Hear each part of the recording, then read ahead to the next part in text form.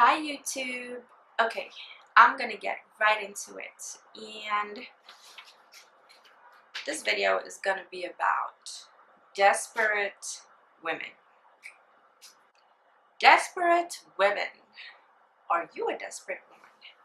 Now, in my experience and in my observations of women, friends, relatives, forums online, comments on various YouTube videos, various relationship blogs, there seems to be a common pattern of desperate women. Women who are needy, women who feel that they are incomplete without the presence of a man in their life, without the marriage and stuff like that. So they end up acting out this fear of missing out in strange ways, actually, in ways that they might not even be aware of. So this is what I'm making this video for, actually, to bring awareness to this behavior, which can be deemed as desperate. So let's get right into it. Number one, you approach men first. Now, I know, this is 2019, new age, millennials, independent women. We can do it. But I personally still believe that a woman blatantly approaching a man is desperate. At the end of the day, we've advanced as a species in technology, way of life, modernization, and stuff like that, civilization. But I want to say that, our biology hasn't really caught up to the speed at which all this is happening. So we're still very much like in the animal realm, so to say. I hope you understand what I'm trying to say. So yeah, I still believe that a man is the hunter. The man hunts the woman. Now, you as a woman are the, what should I call, you could play the subtle role of, like, hey, attracting the man, but ultimately he needs to do the pursuing. So when you approach a man first, like, oh, you just come, you see this guy, oh, he's so good looking, I need to go talk to him, I need to say something. And then you come and you're like, hi, I'm such and such, nice to meet you, oh my god, you're so good looking, I'm single, by the way, here's my number, can you call me, can we go out sometime, maybe you can call me sometime, okay, I will call you. That sounds like really, really desperate, and I have seen this happen. Okay, not so exaggerated, but I have seen similar situations happen in real life, and I'm like, oh my god, I feel so bad. Like, it's so sad that such good looking and pretty women have this desperation in them for a relationship and for a man, which is all good and fine. It's a good desire to have. It's a noble thing to want, right?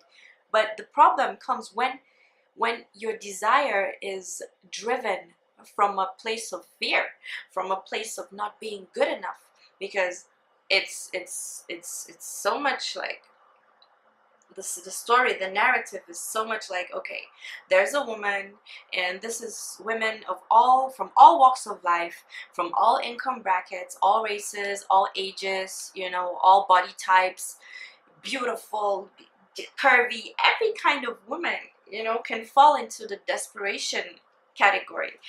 Because it goes something like this. Okay, she's been unsuccessful with men, with relationships. She has had a couple, 3, 4, 10 maybe relationships that didn't work out, and she's at a loss. She wakes up one morning and she realizes she's like 30, 35, 40. Her biological clock is ticking, and she starts wondering, oh, am I ever gonna have kids? Am I ever gonna get a man to get married? Am I ever gonna experience this thing, you know? And this fear pushes her to act out, and the acting out comes through in behaviors which can be deemed as desperate. So my job right now is to bring forth awareness to these behaviors which could make you be tagged as desperate, a desperate woman, you know? So number one, approaching men first. You know, I believe you have to leave the man to chase you, so to say, to initiate the conversation, the dance, the dating dance, you know? Let him lead. Let him be the leader, so to say, when we all know that we are actually the ones controlling the whole thing. But, you know, let him feel like he's the one leading. Let him feel like it was his idea to chase you. Because when you come forth very openly and, like, you know, like taking on the masculine role, you are subconsciously in his mind, it's actually repelling to him, because you're coming from a place of masculine energy. And, you know, a masculine man would be repelled by this, because he wants to be the initiator.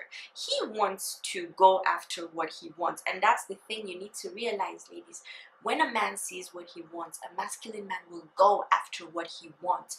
You don't need to be scared that, oh, I like this guy and I must get his attention by coming up to him. I must make him want me. I must make him like me. Hey, if the guy is not interested, he's not interested. Let it be. There's so much more fish to catch over there that you don't want it. Like, that's the thing. Women seem to take relationships, like, they seem to treat relationships like in such a bizarre and weird way. Like, with any other situation in life, you'd be like, no thanks. But then when it's relationships, all logic seems to go out of the window, and, you know, you end up doing funny stuff that gets you nowhere and waste your time, you know? So number two, what I feel makes a woman desperate, you are constantly initiating contact with this man. Like, okay, you've gotten past the getting his number stage, exchanging contacts, you know, and then you go home and 1 hour later, you're texting him already. You're texting, oh, it was so good to see you. It was so great. We exchanged numbers, blah, blah, blah, blah, blah. You know, you're like, okay. He is over there and he's like, okay, oh, that was quick. We just met. Like, I haven't even gotten the chance to miss you. Can I miss you, miss? Can I, please? You know, like, you're taking away so much initiative from him. You're emasculating him, basically. That's just what it is, you know. So do not constantly initiate contact. You need to understand the dance of communication between people. Once you have exchanged your contacts, you leave the ball in his court. The ball is in his court. Now it's up to him to decide if he wants to throw it back to you or not. And this is where you need to let go of that need to be in control, to control the situation. You really need to practice detachment, you know. You really need to just be mentally strong, emotionally detached. Because I don't understand women who get attached to a man after 2 seconds of meeting him. How does that happen? Like, what goes on in your head when you get attached to a man without knowing who he is? You barely know his last name. And already you're fantasizing of the kids you're gonna have for him. You know, it doesn't work. It doesn't work that way. That's just really, really desperate. So don't do that. If a man when you exchange contacts with a man, you let him initiate the communication, you know. And then if he initiates, you respond. When you respond, you throw the ball back to him waiting for him to throw it back. And that's how the whole communication is. The relationship is basically a continuous exchange. Relationships go sour when the exchange becomes one-sided. Like someone keeps throwing the ball without, like, you throw the ball and you don't wait for the ball to come back to you. You go pick another ball and you throw, and then you go pick another one and another one and another one, and then you've bombarded this person with so many balls and you're not getting any back in return, you know? That's how it works, basically. So allow the communication to develop organically. That's what I'm gonna basically say. Number 3, being a yes woman. Now, who is a yes woman? You do whatever your man wants. Whatever he tells you to do, you do it. You say yes when you actually want to say hell no. Not just no, hell to the no. This commonly happens. I see this commonly happen when, for example, you meet a guy, it's early days, and he calls you randomly and tells you, oh, he is around the corner, or he's in the area, or something of that nature. And he was thinking if you could hang out, like right now. I see a lot of women who probably had stuff they were supposed to do, or stuff they're actually doing at that moment, throw everything out the door and be like, yes, I am so definitely free. Could you come like right now? Are you gonna be here in 5 minutes or 4 minutes, you know? And like that is like the most desperate sign of all, because basically what it is you're telling him that I have no life, I have nothing important that I'm doing, my whole life is basically around your schedule, whatever you are doing, you know, I just fit myself into your life. You don't have to put much effort into this, because a man that truly is interested in you would consider your schedule, and if he wanted to hang out with you in the evening, he would at least make some signs of commitment for that evening in the morning. At least he would send you a message implying like, could we hang out later in the evening? Could we go for dinner or something? Are you free? What's your schedule like? That's just being respectful. But when a guy out of the blue just calls you up, you know, last minute stuff, like you're just an option, you're not a priority, and you agree to this, you have just displayed a sign of desperation, you know? Like this could work maybe down along the lines of when you're deeper into the relationship, but not in the beginning. That is just very desperate.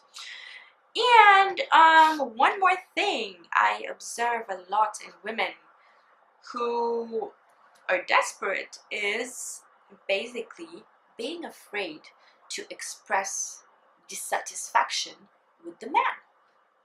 I see this so many times, like a woman who is afraid to say, look, I'm pissed, I'm angry, this happened and I wasn't pleased with it, you know, I don't like this, I don't like how this makes me feel, you know, I don't appreciate it, I feel disrespected.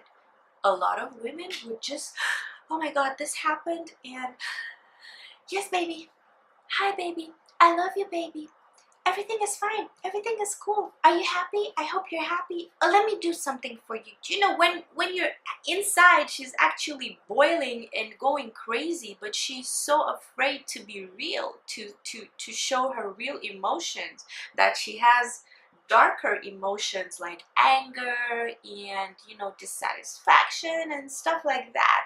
She's always like preppy and happy and laughing, you know, and this is such a desperate sign, because men and people in general are very aware of when you're not being real, you know. I'm not saying like you need to turn into a raving monster and scream and curse and be disrespectful. No, far from that. There are very civil and feminine ways of expressing dissatisfaction that do not require you turning into a raving animal. Okay, so yeah, like being real about what you're feeling, about how you feel, or about how his behavior impacts you in certain aspects is very important for you to be taken seriously and as a partner in a serious relationship, you know. So I think that's gonna be all for today for this video.